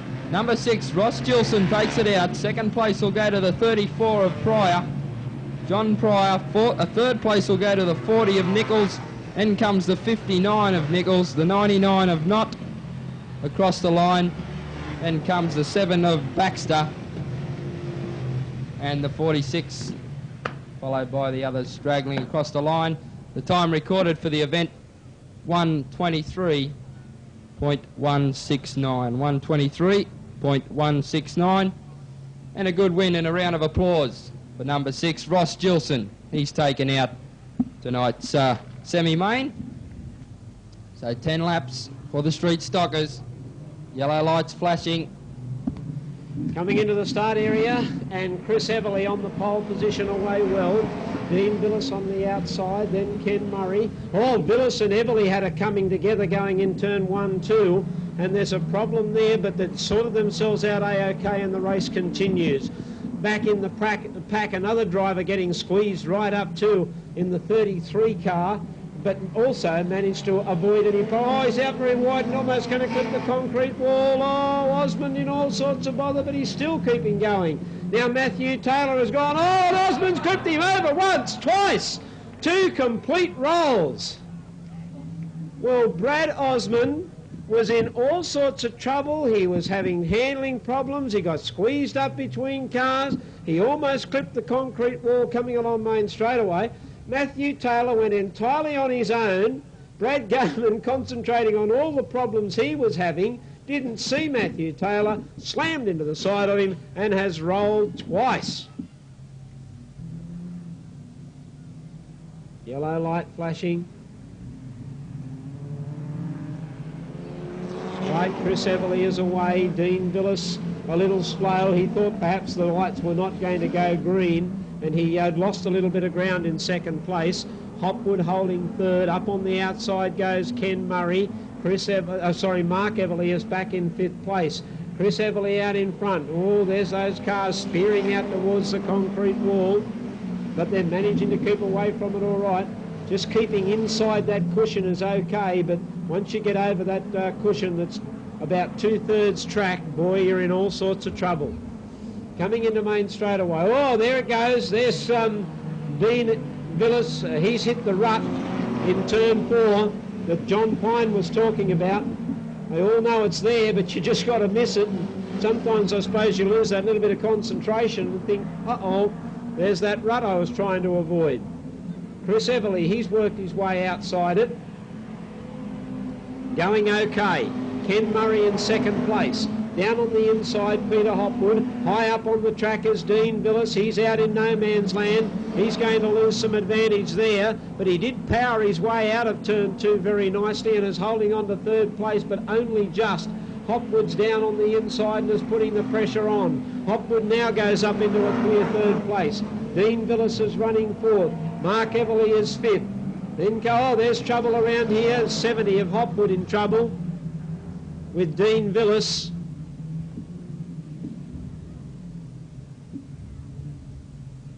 And the black flag coming out again, and Dean Villas knew all about it. Onto the infield he goes. There's the green light. They're on their way. Chris Everly was a little slow. Ken Murray reacted fairly quickly, but not quickly enough. Everly hangs on to the lead.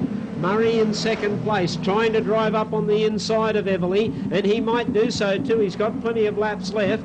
And Ken Murray about to put the pressure on Everly. Up to the back of the car he comes. Tries to squeeze through on the inside, but Everly's still got that advantage. Ken Murray in second place. Peter Hopwood tucking down onto the inside of Ken Murray. They almost had it coming together going into turn 2, but everything's still A-OK. Chris Everly the leader, but Ken Murray is really dishing it up to him. Up on the inside comes Murray. He's grabbed the advantage away from Chris Everly, and Murray goes to the lead. Everly in second place. Hopwood is third. Mark Everly is running fourth, then Gary Morris, followed by Brad Goman, Gerard Green and Steve West. Into main straightaway. Out of this turn 3-4 situation, and Ken Murray out very wide, but still has the advantage from Chris Everly, who's staying with him though. Chris Everly's really making him work hard at the moment. Peter Hopwood is running third. Mark Everly is fourth. Gary Morris running fifth. Then comes Brad Goman, Gerard Green and Steve West. Down into main straightaway, only one more lap to go, and Ken Murray looks as if he'll be able to hang on from there. Chris Everly is second. He's fought hard for that top 3 placing. Peter Hopwood running third, then Mark Everly in fourth place. Gary Morris is fifth, but stringing them out to come into the main straightaway and grab the checkered flag. 43, Ken Murray is first. Second place goes to Chris Everly. Third place to Peter Hopwood. Fourth place to Mark Everly. Fifth place to Gary Morris. Sixth was Brad Goman. Seventh was Gerard Green. And eighth was Steve West. No time taken because of the race stoppage. And a win to Ken Murray, a very hard-fought victory. And they're the ones that I think sometimes taste the sweetest when you've got to fight and battle hard for first place. You know you've worked hard, but you know you're carrying the checkered flag. 43, Ken Murray, the winner of the street stock final. Back to the racetrack for the second half of the test match. Ron Pine and Bob Brewer doing it for Australia, with Scott Blumquist and Clint Smith doing it for the United States. Now Scott Blumquist back on the infield. He's just checking on a position to see where he stands. Australia leading by 19 points to 11, and I guess we might have to start agreeing with co-commentator Joel if the Australians get a 4-2 here, or the luxury of a 5-1, and that'll certainly, I think, put it beyond the reach of the Americans. At the moment, there's a glimmer of hope, but it's only a glimmer.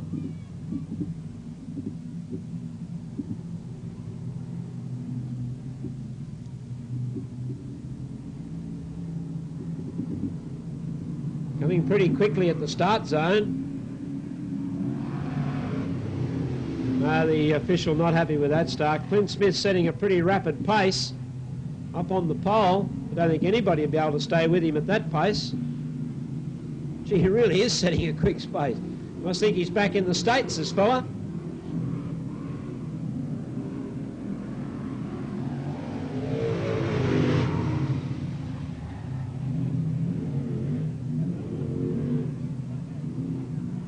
Well, Smith probably trying to employ a few tactics here, probably trying to upset the rhythm of the Australians.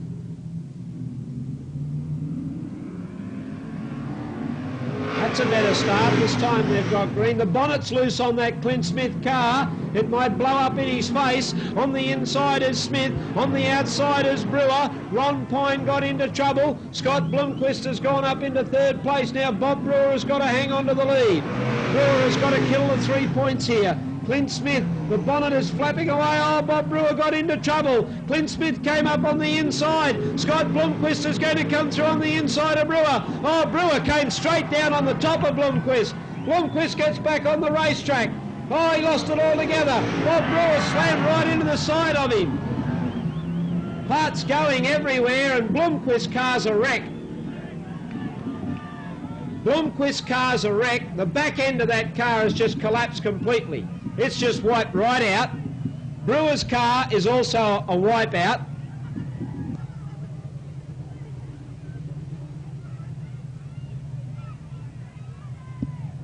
And now in Heat 7, we've got Ron Pine and Clint Smith, and the chief steward instructs black flag on Bob Brewer.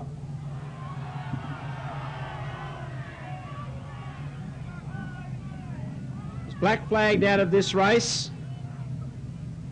The other situation I can tell you too, I spoke to the chief steward on the infield. Race 6 was abandoned. It is a definite no race. It's only an 11 heat series. So Heat 6 was declared a complete no race.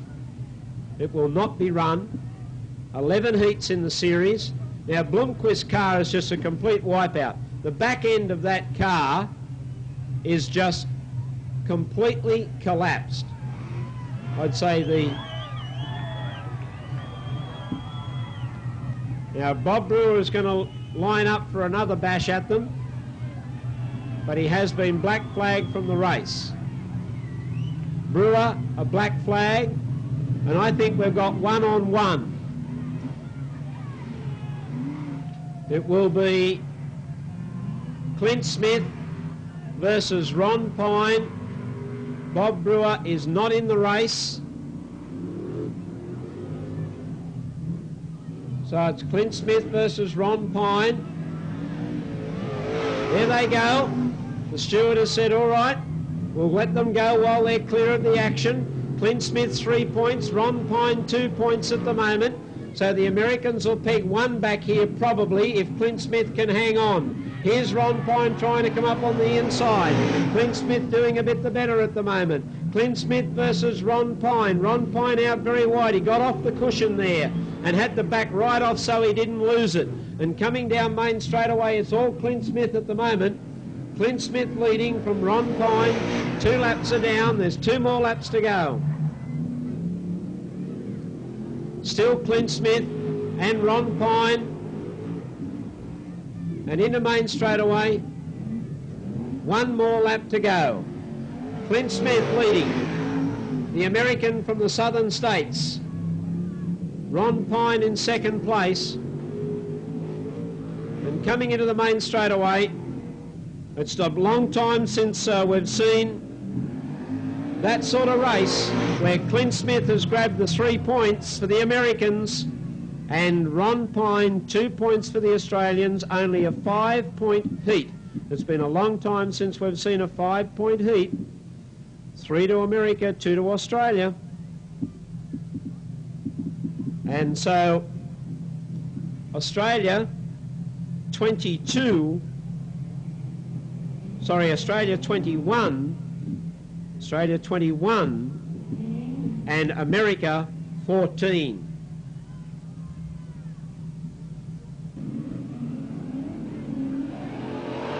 Right, Don McEwen grabs the lead. Clint Smith tucks into second place. John Pine going up on the inside of Clint Smith. Clint Smith's a little high on the track. John Pine's down tight and low. John Pine on the inside. Clint Smith coming back at him on the outside. Now John Pine goes through to take up second place.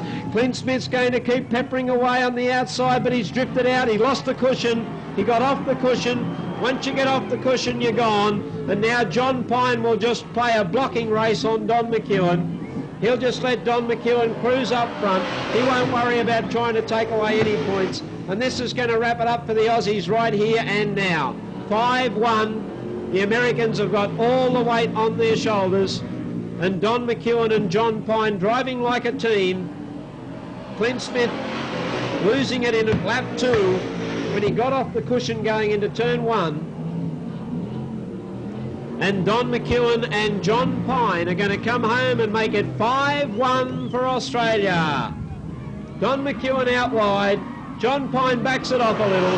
Across the line they go. John Pine actually got the 3 points.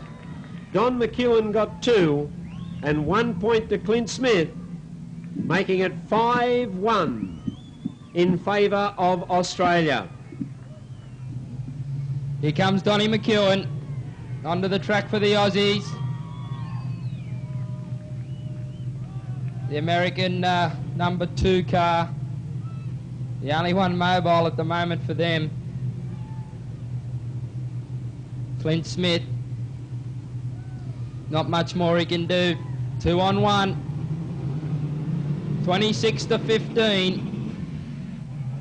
Come on the Aussies, let's drive that nail in. They'll be looking for a 5-1. Ron Pine on the pole with Smith. Smith setting a quick pace, yellow light flashing.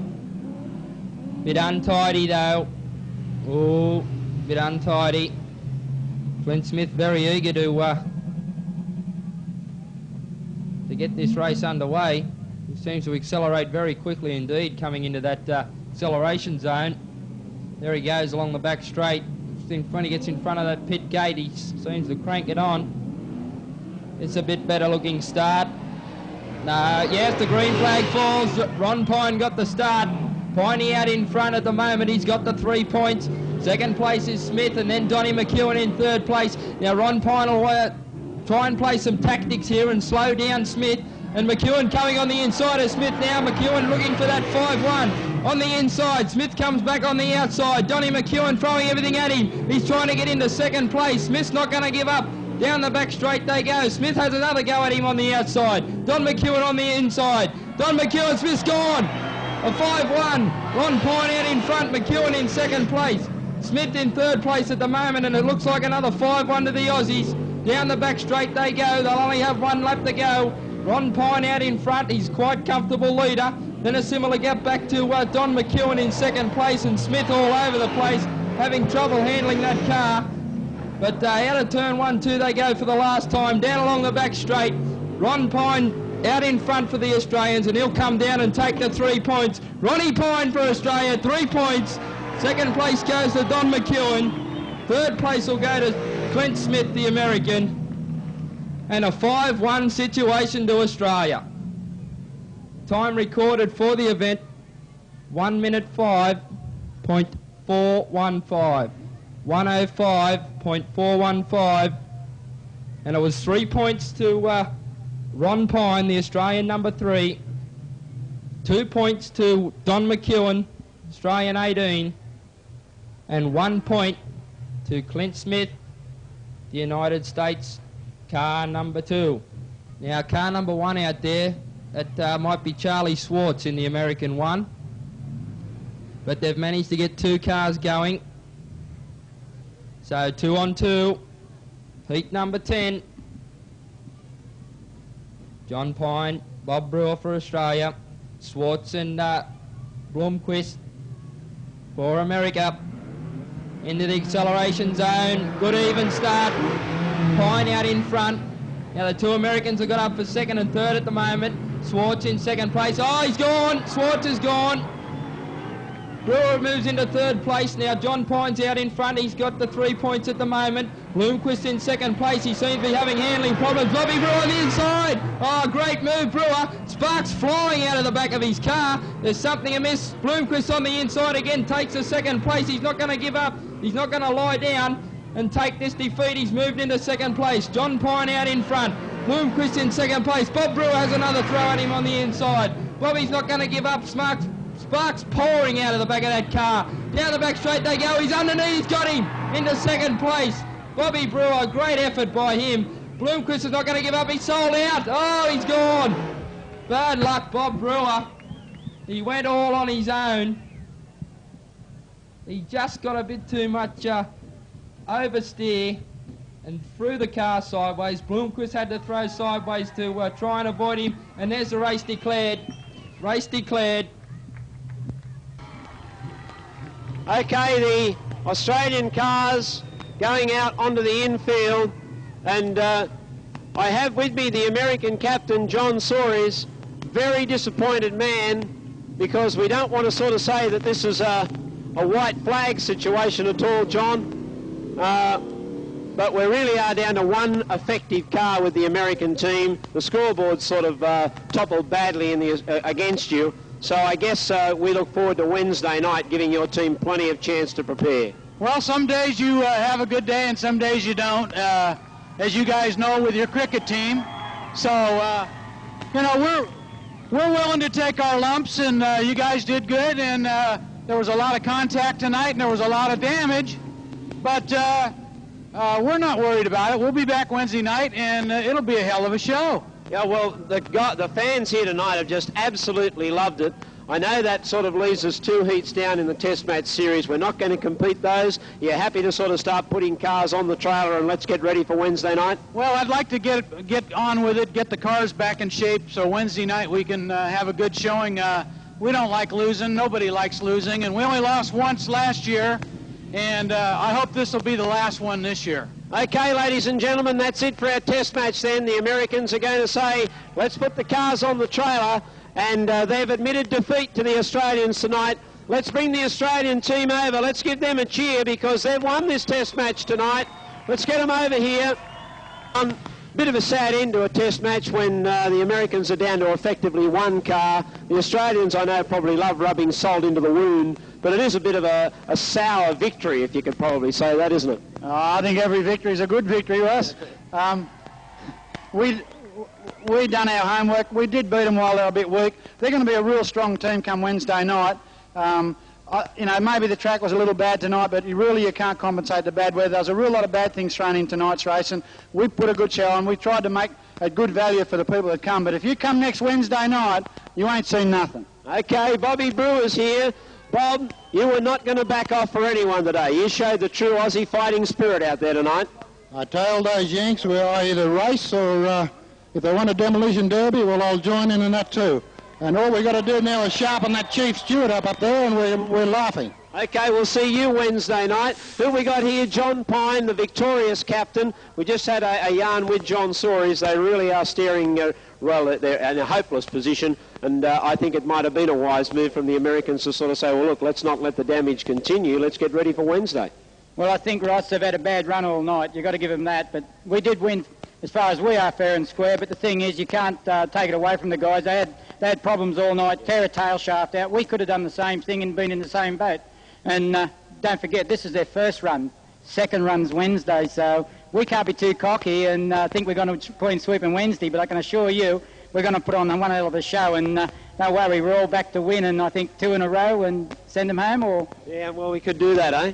Well, we'll give it our best shot, and I just hope there's no damage next Wednesday night and straight out racing, and the track, you know, comes to the drivers and we can run side by side, and I think that's the only way you win, and that's the only way the guys on the hill will look at it as fair and square down the middle. Okay, that's the way it'll be on Wednesday. What about a big round of applause for this guy? He got the car back together and has certainly been driving in super form, Don McEwen. Don, not a happy night for you, but you're on the winning team. Yeah, on the winning team, having a few problems, but I think the Marys have much more problems than what I've got. But I think once they get things sorted out, they're going to be very competitive. Yeah, Don, again, early in those heats, I said in the introductions you're in very good form, and you certainly showed that, a couple of dynamic drives. Chris, what was the real problem with the car, the contact with the wall? Yeah, the contact with the wall, there was a hole up there, and I just hit it and went up and bent a few things. We got it pretty well straight, but it'll be a lot better for Wednesday night. Okay, a lot better for Wednesday night's what we want to hear. Yes, thank you, Ross. Okay, we can see if we can get the Australian guys in the back of the ute here so we can let the fans give them the cheering that they deserve. We'll put the Aussie guys in the back of the ute here, Bob and John, Don and Ron. They're climbing in. To give you fans who have stayed with us tonight, we do apologise for the lateness of the night, but we've had all sorts of problems with the test match. And we thank you very much for bearing with those problems, particularly on behalf of the American team. They are very, very thankful for the fact that you fans stayed with it tonight. But here are the guys, despite the fact that the Americans have had all sorts of problems, they're the ones you want to cheer for. They're the ones that have done it. John Pine, he's wearing the yellow overalls. On the far side of the ute, carrying the Australian flag, it's Don McEwen. Sitting in the blue overalls, it's Bobby Brewer. And sitting on the back of the ute in the white overall top, it's Ron Pine. So give the guys a cheer as they go around. I think the Americans have had to admit defeat. The Australians were just really rubbing salt right into the wounds. We still have a couple of races to go. Yellow lights flashing, ready for the start. And away they go. Fitzpatrick on the inside got the jump.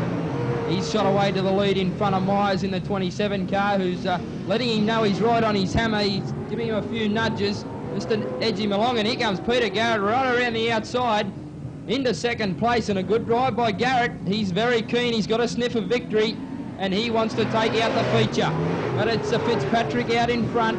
Garrett in second place now. Paddy Ward's also charged up there into third place.